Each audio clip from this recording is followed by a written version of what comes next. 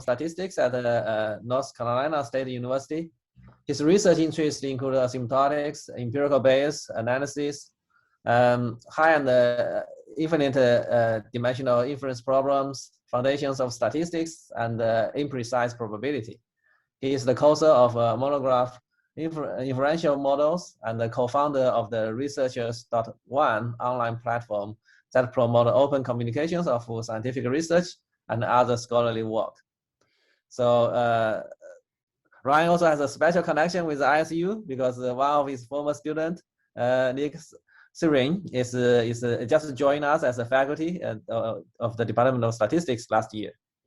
It's a great pleasure to have you here, Ryan, and he will talk about valid inference models and conformal prediction. So let's welcome Professor Martin. Okay, well, great. Yeah, thanks so much for obviously the invitation to come and for a nice introduction. So I wanted to say a few things today about, I guess, several things that, I mean, one thing I've been working on for some time, and then another thing, which is something I learned about more recently, and I was excited to see a way that these things can kind of be fused together. So that's kind of the two parts of this title. There's this part about inferential models, which I'll tell you a little bit about. And then there's this, something maybe is more familiar to you, is this notion of conformal prediction. So I'll have a few things to say about this and kind of how those two things go together. So I did want to mention first, before I forget, so this is some joint work with my current student, Leonardo Cella. So I don't know if something popped up at the bottom, but anyway, so the link is down there at the bottom. If you're interested in the paper, you can take a look at that and see some more, see some of the details. So the talk is about prediction, and so I don't have to tell you that you know, prediction obviously is a fundamental problem in statistics and machine learning, data science, all of these different kind of things. But often what we're interested in is something more than just you know, one, like a point prediction. So typically we're interested in providing some kind of quantification of uncertainty about the predictions that we make. So one of these things is very familiar. I teach actually a master's level linear models class right now, and we talk about prediction regions in that context. And there's some relatively simple formulas, of course, but that the idea of using these prediction regions and the properties, you know, those things are of course very familiar and classical. So kind of question here is there something more that we can do? Is that prediction region, is that really just that, is that the end of the story? So you could say, well, let's maybe push this a bit further, and we could ask, you know, is it possible to have a actual probability distribution, so what's called a predictive distribution, to quantify uncertainty about those objects we'd like to predict? So this is a standard thing in Bayesian context, of course, but there are other ways to do this. So these are sort of non-Bayesian ways. So here are a couple of references. Obviously, that's not enough information to find it, but there are notions of frequentist or fiducial, or these so-called confidence distributions for the purpose of prediction. And so what's kind of a motivating factor behind these predictive distribution developments is there's this kind of, say, a common belief that, you know, these predictive distributions are in some sense more informative than just giving prediction intervals. So kind of a question that I've always thought about is, you know, in what sense is there more information there? Does the theory somehow support this kind of claim that predictive distribution has actually more information in it? So the reason this is, I think, is a relevant question is that if you go to the theory about properties of these predictive distributions, so there's some kind of asymptotic theory that says, well, these predictive distributions have good properties. The kind of properties that it focuses on are the properties that of the prediction intervals that you derive from those predictive distributions. So somehow it kind of circles back to this prediction interval situation again, and never really talks specifically about the predictive distribution. So I'm oversimplifying, but that's the basic idea. So our original motivation, of course, was to get something more than prediction intervals. So is there you know, some sense in which we could say that these you know, this predictive distribution is good at other tasks? So things like assigning probabilities to events about where that thing we're trying to predict might fall. And then, you know, of course, is the predictive distribution good at those other tasks? So what do these things actually mean? So an example here is that, you know, I may not, it would in some sense be a bad predictive distribution if it was assigning large probabilities to events that actually don't happen. So that sort of suggests that it's kind of pointing us in the wrong direction somehow. And so the idea would be to try to avoid that. And so in what sense can we maybe formulate and obviously try to achieve this property? So that's the kind of setup for what I want to do today. So I want to talk about this notion called a probabilistic predictor. And then in this context of probabilistic predictors, we can talk about what does it mean for this to be valid. And so I'll give some definition here of what I call a valid probabilistic predictor, and then talk about some of the consequences of that interpretation and consequences of that definition. This will lead us into, so in order to try to achieve this, this new kind of validity property, this will lead us to some considerations, taking us back to some concepts in inference. So I'll give you a little bit of background about these things I call inferential models, or IMs.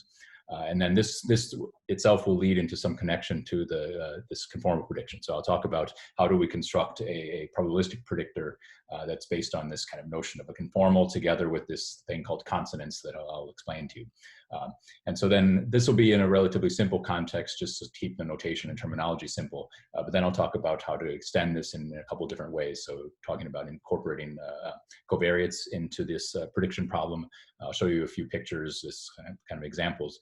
And I'll say a little bit about kind of getting beyond the basics here is into cases where there's actually some kind of it's basically there's no notion of exchangeability in a case like this. And so how can you extend this conformal prediction type of idea beyond exchangeable case? So that's the plan. And well, I guess before, I always forget to say this at the beginning, but I don't know exactly what's adequate for the seminars, but I mean, please feel free to jump in if you have some question you want me to clarify something along the way, so that won't bother me. So yeah, please jump in if you have a question. Okay, so let's set some terminology notation stuff. So the setup here is that I have some exchangeable process, so Z1, Z2, etc. So this goes on forever. And so there's a joint distribution for the process, let's call it P. And so then what's going to happen is I'm going to observe some partial sequence. So this Z1 to Zn, I'm going to see part of that data sequence. So I'll use this superscript n to mean the collection of things Z1 to Zn.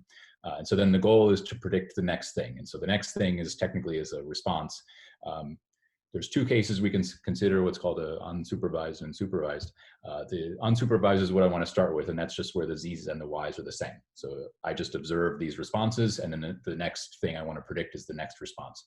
But it could happen that actually the Z's are pairs of covariates and response. There could also be spatial location sitting in here. So there's other more general kind of things that we can do, and I'll give a hint of that, how that goes later. This is just to keep the notation and concept simple. I'll focus on the unsupervised case where Z and Y are the same. Okay, so the key point here is that I'm not making any model assumptions except for exchangeability. So I don't say that this has a particular parametric form. I'm trying to do this prediction with as little model assumption as possible. So exchangeability is the only thing that I'm assuming. And then the goal, like I mentioned earlier, is I want to come up with some kind of probabilistic quantification of the uncertainty about this next Y in the sequence. All right, so then this is my definition here of a probabilistic predictor. And so this is set up to be fairly general to capture lots of different kinds of scenarios. But the setup is basically, so here's the definition. It says that a probabilistic predictor is like just some data-dependent pair of what are basically probabilities, but these are actually lower and upper probabilities. I'll explain later why this is necessary. But so I have a lower, this under bar and over bar is just to say that there's one is kind of the lower one and the other one is the upper one. And so the output of this probabilistic predictor is just this pair of things. And so the interpretation for these things is that, so say I have some kind of an assertion or some kind of claim about where I think this next Y might be, then I can plug that assertion into these different measures, and this will spit out two numbers now. So one is this measure of how believable this claim is that Y will be in this set A. The other one is a measure of how plausible that claim would be that Y is in this set A. So a difference here, I mean, this is the purpose for having this lower and upper probability type of framework, is that there's now kind of a gap. So in the, when you talk about ordinary probabilities, it's always that probability of A is equal to 1 minus probability of the complement. So that doesn't happen now. So this, you kind of have this three possibilities here, something about believable, plausible, and then there's something kind of in between.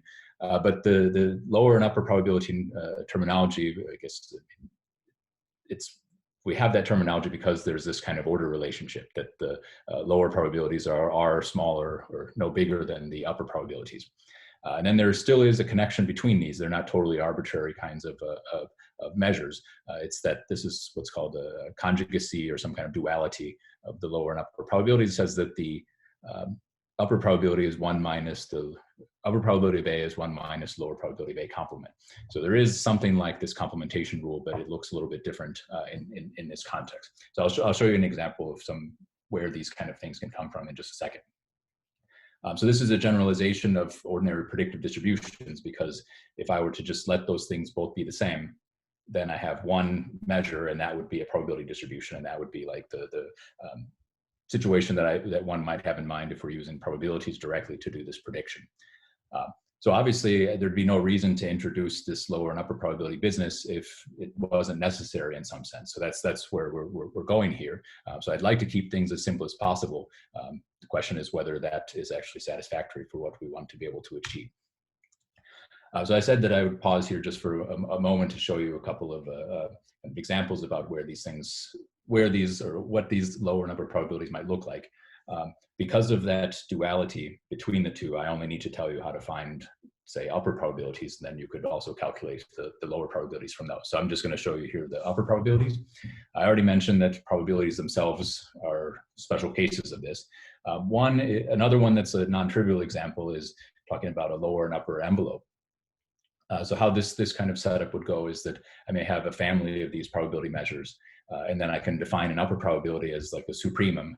And this is like assertion-wise supremum. So I have different Qs, these are probabilities. For each Q, I can calculate probability of A, and then I maximize that over Q. So this will give me a genuine kind of an upper probability that's itself not a probability measure. Another way, and this one will be the one that I prefer, is thinking about these possibility measures. So how this one goes is that you start with just some ordinary kind of function that takes the space to interval 0, 1. And it has this property that it achieves a maximum at 1. That there is a y such that f of y is equal to 1. And then you can define one of these upper probabilities by just maximizing that function over the set A. So I just take that ordinary function, maximize it over A, and then that's my upper probability. So this also would define something that's not a genuine probability distribution because of this supremum operation. Okay, so now back to the main agenda here. So interested in trying to understand what do we want these probabilistic predictors to do. So think about what we might do with these things is that we might actually use them to assign some probabilities and then use those kind of probabilities or whatever these things are, scores, to make some kind of decisions we apply these probabilistic predictor to various kinds of assertions, and then we make some decisions like where do we think that this next y may land. So if you're thinking about it in terms of like a betting context, you could say that, well, I'm going to set these prices according to my lower and upper prediction probabilities.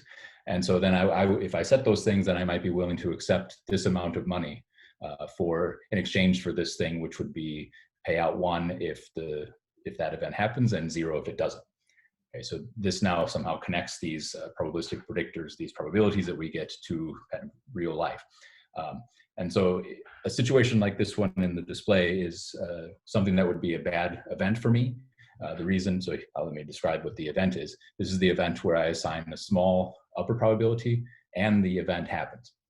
Right, so this is a case where I don't charge the player very much to play, and then I have to pay them $1 at the end.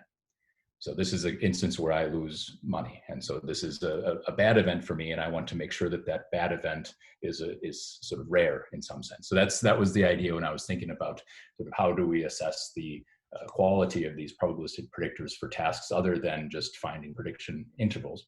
So the idea is like this, is that can I somehow put a constraint on that probabilistic predictor so that bad events like this one have small p probability, protect myself from losing money. So here is this definition of what I'm calling validity for probabilistic predictor. And so the condition is this. I mean, I said it in words. Is let's just try to ensure that this guy has a small p probability. So this is now just a bit more formal. So it just says that I want to make sure that this event where my upper probability is smaller than alpha and the event happens, has probability also less than alpha. So this is the idea basically is that if I were to assign a small probability to this one and this happens, then I don't want that to happen very often. So this should also be small. And so this is intended to be satisfied for all the alpha, all the assertions A, all the sample sizes. I didn't put here, but all the P's. So I want this to be kind of free of all of these individual choices. So there's, I think the part about the alpha, n, and p, this all makes, I think, is reasonable to state. But what about this for every a? One is kind of convenient, is that there's nothing really special about the lower and upper probability. So I'd like to actually have a similar kind of condition for the lower probabilities. And so if I require this for all the a, then there's an analogous condition for the lower probabilities too. But I think more importantly is that if I think about that betting problem, so I'm going to use this thing and I'm going to set these prices. I set the prices, and once I've set them, I don't get to decide what A the players pick. So I set those prices, the players come and they take whatever A they would like, and then they pay me the price that I asked for. So it's not up to me anymore what the A is once I've advertised the prices. So it's just a matter of, I need to be sure that I don't lose money no matter what choice the other player takes. So that's the idea behind trying to cover my bases for all of these assertions A.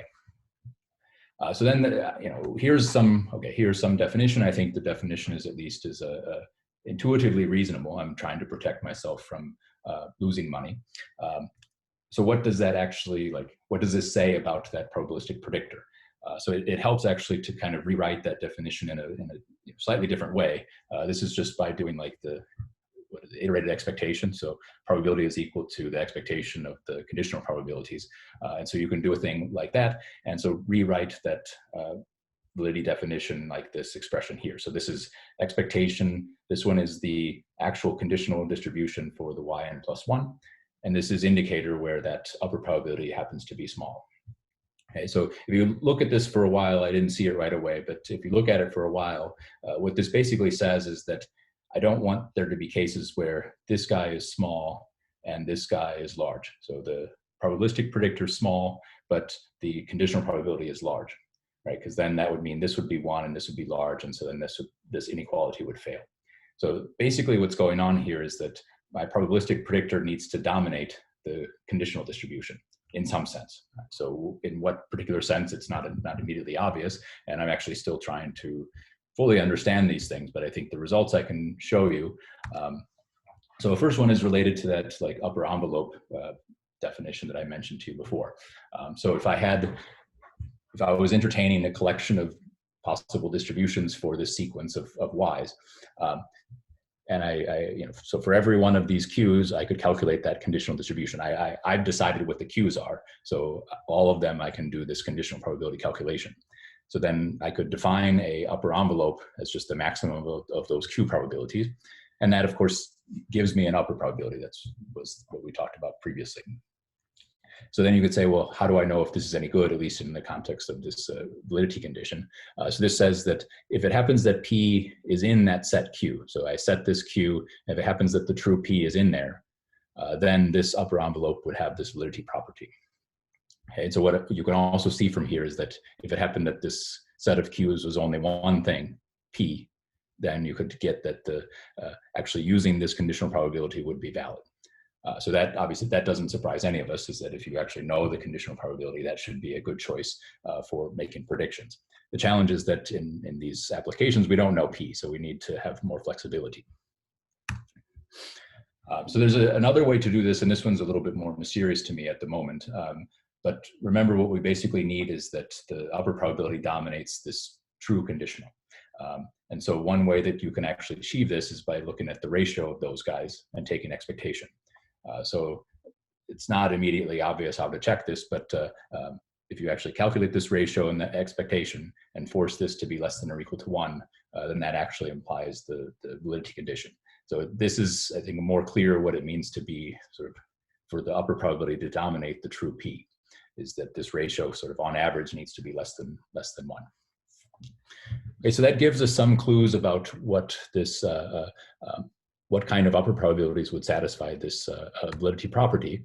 And it's sort of clear that this upper probability itself can't be a probability, because no probability can dominate another probability. Like that means that being bigger than, assigning larger probabilities for every event. That's not possible. So this really suggests that if I want to achieve this validity property, then I need to go to genuine upper probabilities, not just working with ordinary probabilities. So that's really why at the very beginning I said, let's start with this upper and lower probability definition, because we were going to need that anyways. So this is still just kind of a conjecture. I have a lot of good intuition as to why that must be true, but still working out, trying to figure out those specific details. So the question then really comes down to, so now we understand that, well, we need to look beyond the ordinary probabilities if we want to achieve this kind of validity property. So then how do we do it? There's an obstacle here, is that using that sort of dominance everywhere, that upper envelope, this actually turns out to be quite inefficient. So if I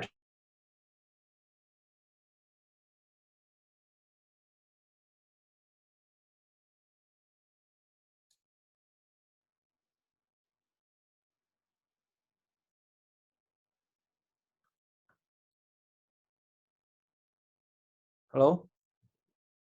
Yeah, I think he lost audio.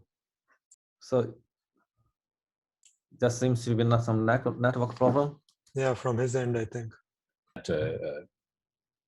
Definition of validity, and basically was that we need to look for something that's actually not a genuine or additive probability distribution, something that's actually an upper or non-additive type of probability.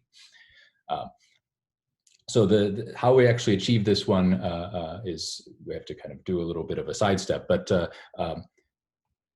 the good news is that we actually know how to do something like this, and so this comes from experiences with in the context of statistical inference.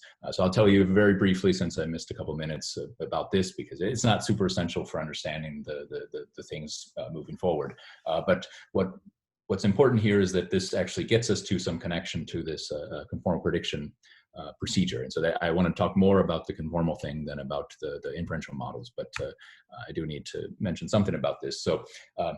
In the context of inference, we can again talk about similar things, like how might we quantify uncertainty about unknown parameters, and could we do that using actually probability distributions? And so there's same kind of strategies would work for inference, Bayesian fiducial confidence distributions. So just like we were talking in prediction before, actually these generally do not achieve the kind of validity property that we aim for in that context. So there's some references here kind of about that result. But we know something about how to do this construction to achieve validity. And so just a quick commercial is about, so the monograph here is actually talking a lot about, for context of inference, how do we construct these kind of lower upper probabilities to achieve the desired properties. And so this theory, it doesn't really matter, but since this nested random set terminology will come up a couple times, I do want to mention that the main driver behind this theory is this kind of notion of distributions of these nested random sets. So again, the nested random sets are actually very important to that theory. And so what this actually does is this suggests some close connection to what's called possibility theory. So maybe you've heard something about that, but likely not. So this is a special type of lower and upper probability. It's actually the one I mentioned, example number 3 on the one example slide that I showed. So there's this terminology consonance, which is something I already mentioned before, but I need to define what that means here. So consonance means existence of a regular function, so not a set function like a probability, but one of those functions that has maps to 0, 1 and actually achieves the value 1 at some point. So then I can define this upper probability using the supremum of that point function. So this is a nice construction because it's relatively easy compared to more general type of lower and upper probabilities. So even if you've never heard of possibility theory, it's actually quite crucial to what many of the things you have heard about, like hypothesis tests and confidence regions. So some relatively recent work, so if you'd like to check that out, there's a reference kind of how does this possibility theory generally connect to the type of things we're familiar with in the frequentist context. So we can go a bit further in this inferential model construction and do a certain kind of a generalization. So this is helpful and also necessary in certain cases. So Leo and I's paper, Leo and mine, I don't know, the paper with Leo, we talk about this generalized inferential model for the prediction context. And so these details are too messy, but this is where we run into some connection with the conformal prediction. So that's what I want to talk about for I guess, most of the time, is this conformal prediction procedure. So we end up getting to this through a different route, but ultimately conformal prediction plays an important role in what I'm doing here. So conformal prediction actually is a relatively old idea back from the maybe early 90s. It's actually one of those very special things that's so simple and elegant, but still quite powerful. And here, this is where the exchangeability part is so important, is that conformal prediction relies, strongly or heavily relies on the exchangeability properties. So what this one does is basically say you can use this conformal prediction procedure to construct prediction intervals that will be able to, that you can guarantee certain kind of coverage probability properties. Since it doesn't really fit in with standard statistical toolbox, so it actually comes from computer science. So often it looks, so at least for me, when I first saw it as a statistician, I didn't understand what this was because it didn't look familiar to me. So I think in some sense, maybe the audience here has a mix of statisticians and non-statisticians. So it may look, for those of you in CS, might look very familiar, very natural. For me, it wasn't at first, and so I actually found this connection to a theory that I had developed a number of years ago. Actually, so here's how the conformal prediction goes. We start with a thing called the non-conformity measure. So this is just a function that takes two arguments to numbers. And so here's the two arguments are, there's sort of a collection, or what they often call a bag of data. And this bag is to be used to make a prediction. And then the other argument is some candidate value of the thing that you're trying to predict. And so basically what this is doing is it compares that thing you're trying to predict, or that value of the thing you're trying to predict, to the prediction based on the bag. Okay, so a simple example of this is that, let's say my bag of data is y1 to yn, and then I have some generic candidate value for this next yn plus 1. One way that you could construct this non-conformity measure is to make a prediction based on the bag just by averaging what's in the bag. And then I can calculate this kind of this residual, which is comparing that prediction to the value, this candidate value of the to be predicted thing. And then if this number is large, then that means that this value is not really doesn't really conform with the bag. And so that's why it's a non-conformity measure, that large values of this means that the point and the bag are not, they don't conform. So this is a super simple example. You can do many more sophisticated things, especially if you're talking about situations with covariates. And the main appeal here is that you can essentially do anything to construct the prediction based on the bag. So you have so much flexibility here. You can do things like, if it's a regression problem, maybe you have lots of covariates, you can use lasso, you can use neural nets, you can use whatever is like the standard thing in deep learning now. All of those things can go inside of here, and you don't have to adjust the theory to account for that.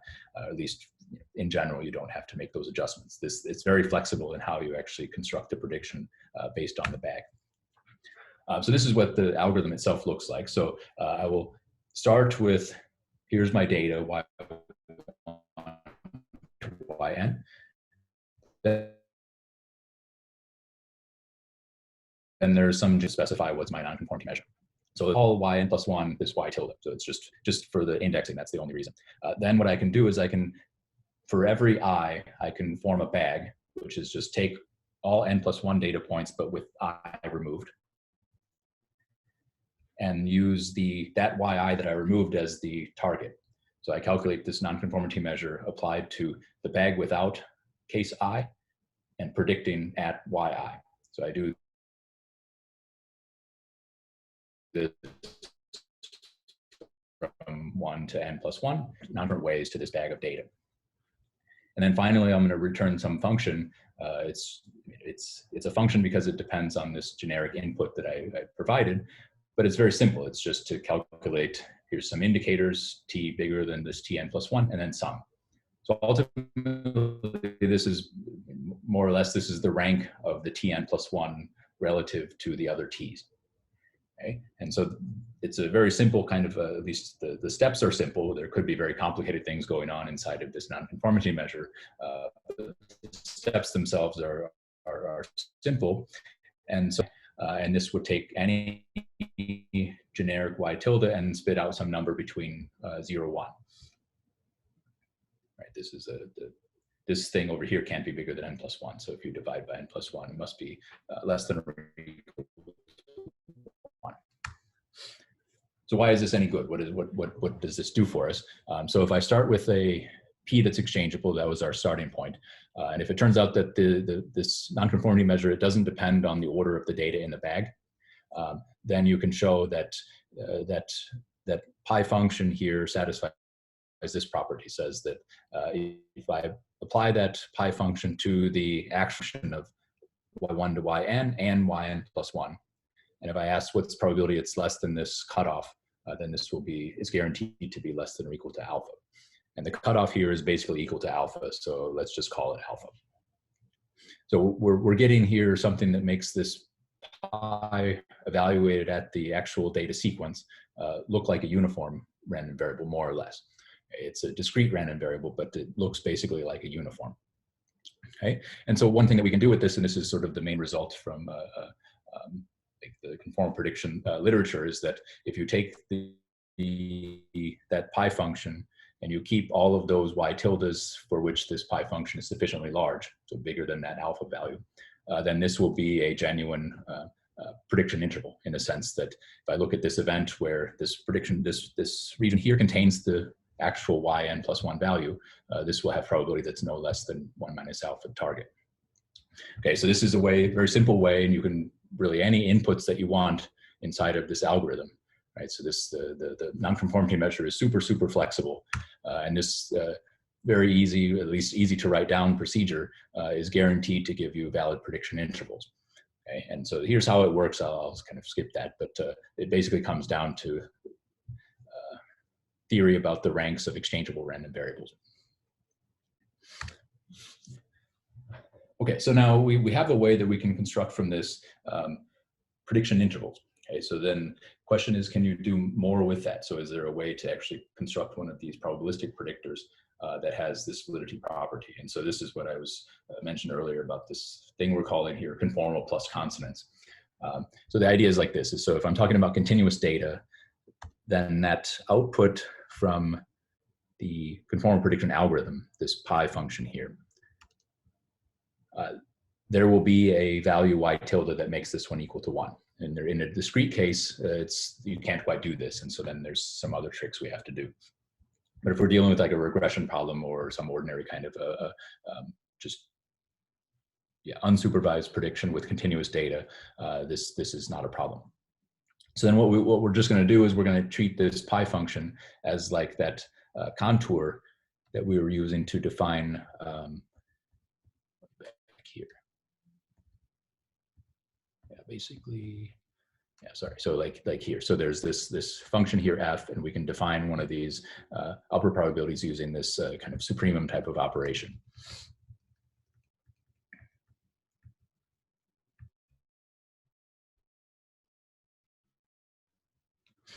Pi function from the conformal predictor algorithm, and then define an upper probability using this supremum operator. Okay, so that's how I'm defining my probabilistic predictor. This is the thing we're calling the conformal plus consonance probabilistic predictor. And so then the result here, and it's not too hard to check actually based on the conformal predictions properties, but this one actually satisfies that validity property from before. So this event where I assign small upper probabilities and the claim is true, this has small p probability for any p, for any a, for any n.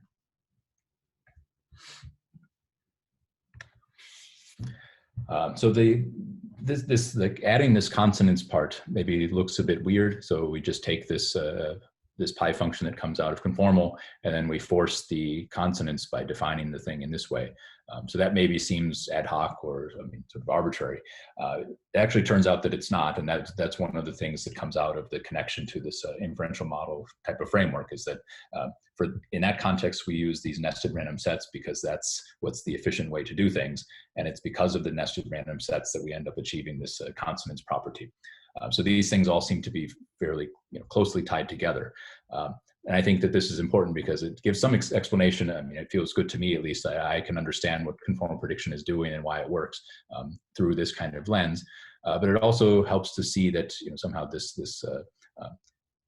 why, if you want to take this conformal prediction output and then convert it into something probabilistic, that you actually can't go to additivity. So you'll somehow lose this validity property that you maybe were hoping to achieve. Okay, so what does this output actually look like? So I've just been showing you some symbols. Here are just some pictures, something to visualize. So these are two examples, actually. One is based on some one-dimensional data, and then the other one is based on a case where the data is two-dimensional. So this is like the y is two-dimensional. And so what are plotted here are those lowercase pi functions, those contours. And so this is what those things would look like. This particular case, I forget which one is the red or the blue, but one of them is like that average of the bag minus the held out point. That's how this curve is constructed. The one that's here on the right, this is based on a nonconformity measure that uses data depth. So I thought this seemed like a very natural way to do, but I'm not sure that anyone's actually done it like that. So this seems like would be a nice thing to investigate. So this, nothing special about 2 dimensions for this. You could do this for many other dimensions, higher dimensions. It's just you can't draw a picture like this. So we did it for 2 dimensions just so we could draw a picture to visualize this plausibility contour. But from here, you could calculate these upper probabilities for any kind of set A just by maximizing the function over the set A. So it's very easy to do. Okay, so what I've talked about now is basically the very basic conformal prediction procedure and how it connects to this inferential model stuff. There's actually lots of things going on in the statistics literature even about using conformal prediction for other kind of tasks. So some of those things are related to making computations fast or achieving what is a quote conditional validity. If I have time, I'll say something about that in a few minutes. So I want to say there's 2 things that I do want to say. One is, first is about what happens if we have covariates. How does that kind of change things? Then I'll also say a few words about what happens if we're outside of this exchangeable context, in particular, like in a spatial data application. All right, so now if I have covariates, all that really changes is that thing we were calling Z before is now a pair, X and Y. And so now this pair of things, X and Y, are exchangeable. So you could think this is like, one example would be if I were just taking independent samples of X and Y covariates from population. So these might be IID or at least independent. And so then something like exchangeability is not a problem. I'm still only interested in the response Y. So the point is that I could have this possibly high dimensional covariate sitting there, and I want to use that information to help me predict the Y. So importantly, you don't need to specify a model or a conditional distribution for Y given X here. All we have to do is calculate nonconformity measures. So a very natural way that you can formulate this would be as follows, is that you do the same kind of thing where you put all the data you have in the bag, and then you take a data point out of the bag, and then you use the bag to try to predict the data point you held out. And so how this would look is that you could maybe take that bag with case I missing, fit some very complicated type of model, neural net, lasso type for high dimensional linear regression, something like that, and then see how well it does at predicting this particular yi. So very flexible. I can do all kinds of things in this mu hat. So non-parametric, high dimensional, all of those things, it's all fair game here. And then the same algorithm, same basic strategy before, is that I calculate these nonconformity measures to the one at a time, taking the points out of the bag. And I calculate this pi function, this contour function. And then from there, everything is the same. So I can construct this probabilistic predictor doing this, say, conformal plus consonance type of procedure. And then there are properties that say, okay, the intervals you derive from this one have that right coverage. You can say even a bit more, and that this probabilistic predictor achieves this kind of validity property. These are both marginal across the axes, but you can still do all of these kind of things, and all this can be done through that inferential model framework as well. So I didn't really need to say too much about the covariate case because most of it follows as before. I like this picture to kind of help to visualize what this is doing. Is we're saying here how the data are generated doesn't really matter, but there's a covariate here, X, and this is Y, and the points on the plane are the data. So this is like my Y's. And then what this conformal plus constants is doing is essentially at every X value, there's one of those plausibility contour functions. And we could do cuts of those contours to come up with like a prediction band, and that band would have the guaranteed marginal coverage. There's also this kind of validity property that's underlying all of this. So that's a nice visualization of what the conformal plus constants is doing beyond just conformal, is that you actually have these kind of point-wise sort of measures of uncertainty about the quantification of uncertainty about the response. The classification problem is more or less the same. There's a little bit of a technical challenge, but I don't want to get into that here, so I'll skip to this. I did want to say a few things about the spatial data case, where we have, generally, we don't have exchangeability. So in a situation like this, you're sort of stuck, is that if you don't assume some kind of, make some model assumptions, it's hard to get some kind of valid predictions. So what we thought about here was using this notion of a local exchangeability. And the idea of the local exchangeability is basically this, is that if I do kind of like a localization of a process, so here's maybe what the response looks like. It's like maybe like you think of it as like sort of a surface over some spatial domain. And what you can imagine is that let's kind of reparameterize this. So it's basically, it's indexed by a radius and a direction roughly. And so then I have this kind of very special point S star at which I want to make predictions. So we could say that a process is locally exchangeable if that localized version converges to something in distribution, and the thing it converges to is exchangeable. So we give some kind of conditions in this paper that's linked there at the bottom about sort of how do you check such a thing. But what do you actually do with this? So let's suppose you had one of these locally exchangeable processes. What would you do? What's common in spatial contexts is this infill asymptotics. So what this means is that pick any point S star at which you want to predict. At some point, there's going to be lots of data inside of a neighborhood, like points near that S star. So what we can do is that if we have a local exchangeability, a reasonable thing is to just take some, the points that you've observed that are near this target S star, and only focus on those.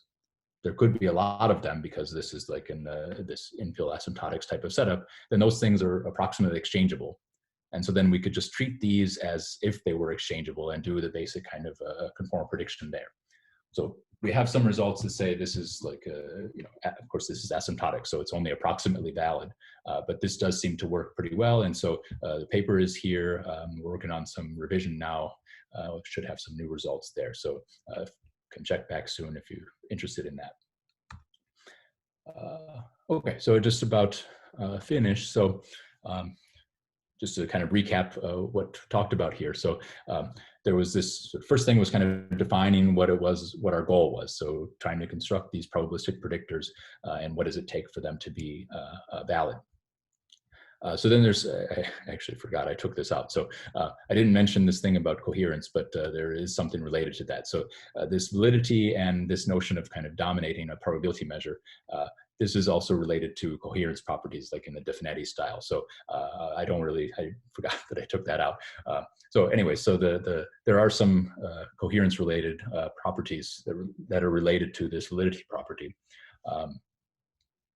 There's a claim, and I mentioned this claim, and this is still kind of uncertain in some sense, is that using probabilistic predictors that are additive, like if they're actual probability measures, that the only way that this could be achieved is if you knew the true P.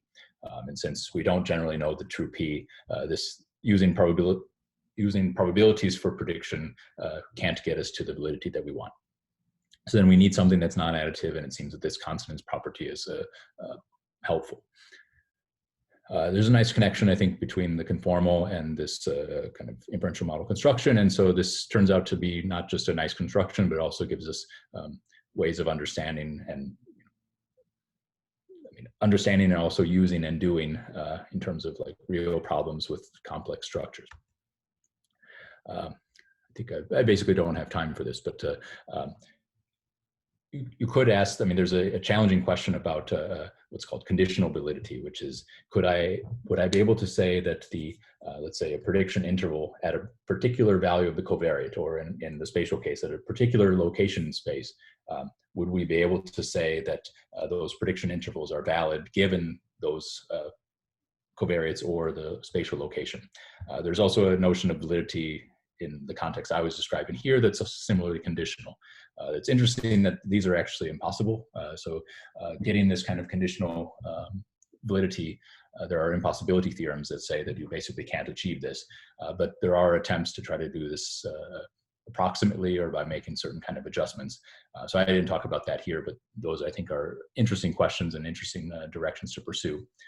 Something else I think is potentially promising is this thinking about using this conformal prediction strategies for model assessment. So other people have done something like this, but I'm kind of interested in a slightly different sort of perspective on it. But the reason why these things are connected is that, you know, you say that my model would fit well if it accurately predicts the data I have. So somehow this prediction and model assessment problems are very much related.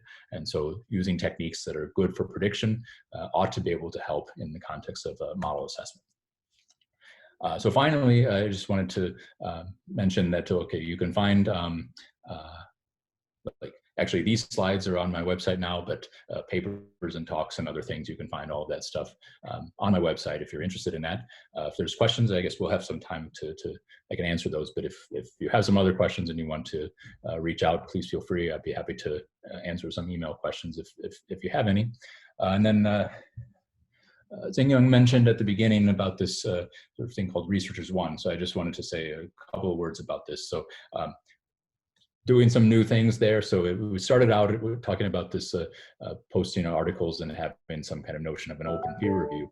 But now we're doing some things with virtual conferences, and some other things are coming, but actually did want to draw your attention. So actually next week, a week from today, we'll have there a live virtual panel discussion about the COVID-19 vaccine. And so if you want to register for that, you can go to this link there. It's free to register. Happens next week. So anyway, so that's all I have. So yeah, thanks for attention. Sorry for technical difficulties earlier, but I guess we made it through. Thanks, Ryan, and great talk. And so now let's open up for questions. You can just turn on your mic and ask questions. If you want, you can also put the question in the chat and I can read that out. So any quick question for Ryan?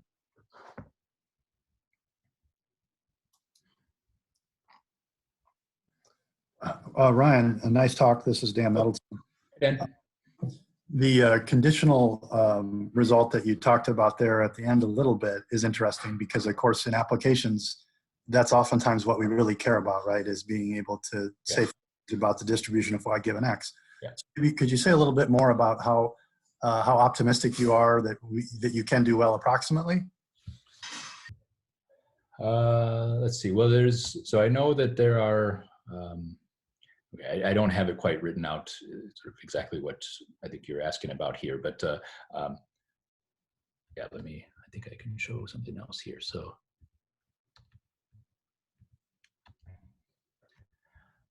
all right, so in terms of like the prediction intervals, so you could imagine this same kind of thing, and you could say, you know, inside of here, if we're talking about the regression case, there are x variables. And so this would be like this pi function would be evaluated at this y tilde, but it would depend on some x values, and in particular, like a new x value, like let's call it an x tilde. And so that's part of the input to the algorithm, and then you want to do the prediction at the y tilde value that corresponds to an x tilde that's specified. So when then the kind of conditional thing that you're talking about, and that I mentioned, is that if you look at this would be a prediction interval that depends on the x. And so could you say, given that xn plus 1 is equal to this like x tilde, that you also achieve this? And so where this kind of breaks down is that you're asking for this to be done at basically all x tildes.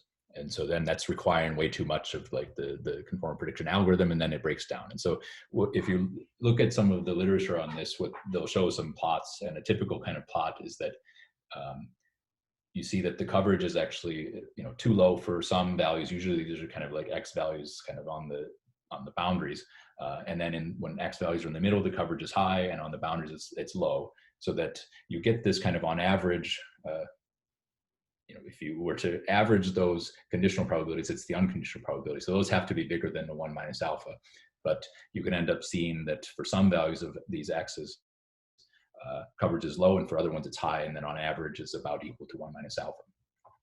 So there's some literature that, you know, it's known that this is actually impossible to do that in like finite n, under like something like this, like all alpha, all n, all p. That's impossible.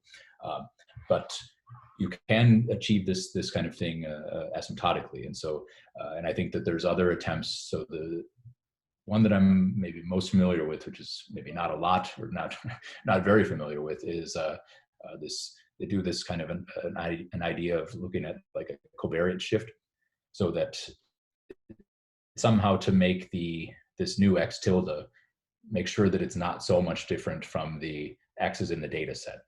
So I think that this is, you know, that you can maybe draw some connection to the dangers of like extrapolation, is that if you kind of try to do a prediction in a region where you don't have many data points, it's going to be hard.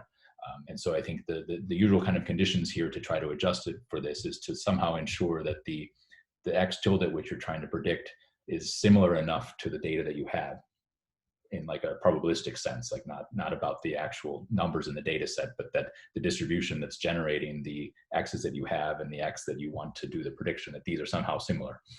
But you don't want to do it marginally, like where the new X is coming from the actual distribution, because then you're just back to this marginal situation. So somehow it needs to be conditional, but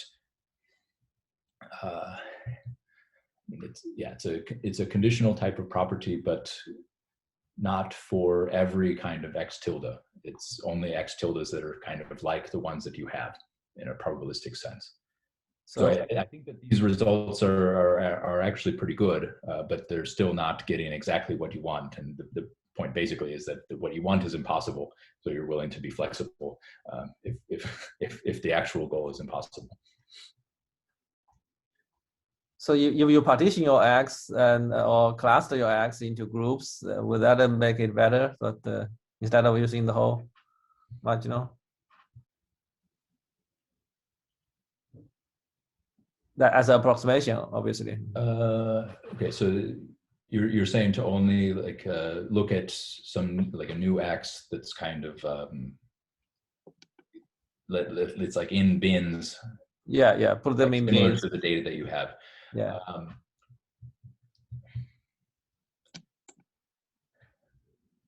mean that makes sense. I mean, you know, you're somehow trying to kind of not have it be at a specific point, right? So if you kind of think about, okay, if I were to stretch this particular point and I say I want to be valid at this point, but maybe I'm willing to be valid just in some neighborhood of that point.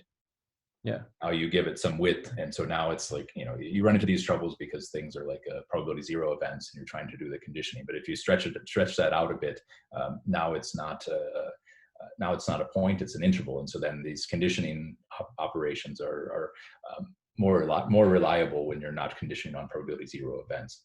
So I think with something like what you're saying, I don't know of any like actual references about this, but I'm sure that there are.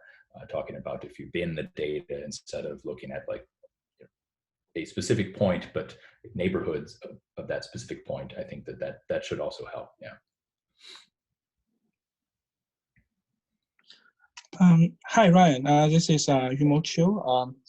So I would like to ask, first, thank you for your very nice talk. Yeah, thanks. Yeah, so may I ask a question about that conformal procedure? Probably in the previous slides. Like here, yeah. Yes. So if the sample size is large, so add this Y tilde into the data to refit the model, probably will not change the model much compared to without using Y tilde. So just using the untraining data without the S value. So then that is gave us the cross-validation, like the div1 out cross-validation. So what is the benefit of like refitting the model using the new white tutor comparing to cross-validation? Well, the benefit is it's a theoretical one.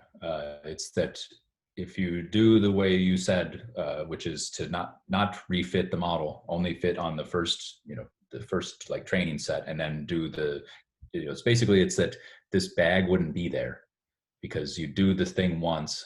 Let me jump to here. So you wouldn't have to, so what your suggestion is that there wouldn't be this subtracting case I. You just take the original data set, you find this mu hat, and then there'd be no reason for this bag because it would just be using the fixed mu hat function to plug in the current x and the current y and calculate this residual. So then it's actually, I mean, this is what your suggestion is very attractive. What happens is that this breaks the exchangeability. So yes, yeah. So then the argument that ensures the intervals you get are sort of guaranteed valid, that breaks down.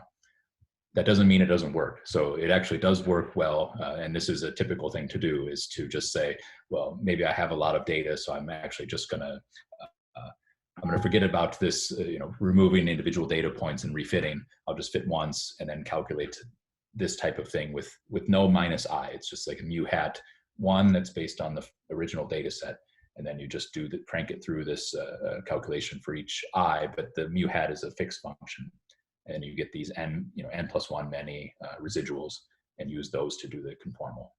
So that works, just okay. The theory is not there. Okay, thanks. Yep. So there's a comment in the chat from user named Chance saying that Mondrian conformal prediction attempts to get closer to conditional validity through some type of partitioning of the covariant space. So Chance, if you are still there, can you identify yourself and elaborate if you want? Yes, I can. So this just goes back to the question that Dr. Nelson asked about conditional validity. The idea of local conformity scores gets to this.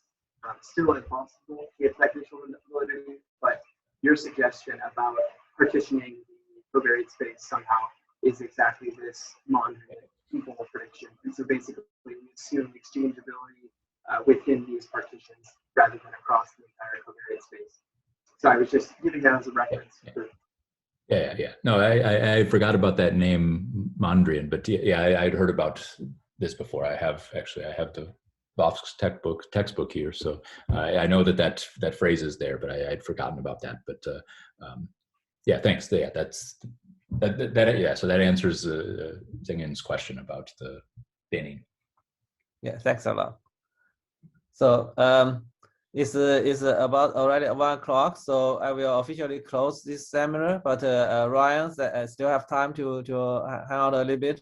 So if you are interested in this topic, you are welcome to stay and discuss with Professor Martin. And for the formally, we will end the seminar. So we will still keep the Zoom session open for the discussion.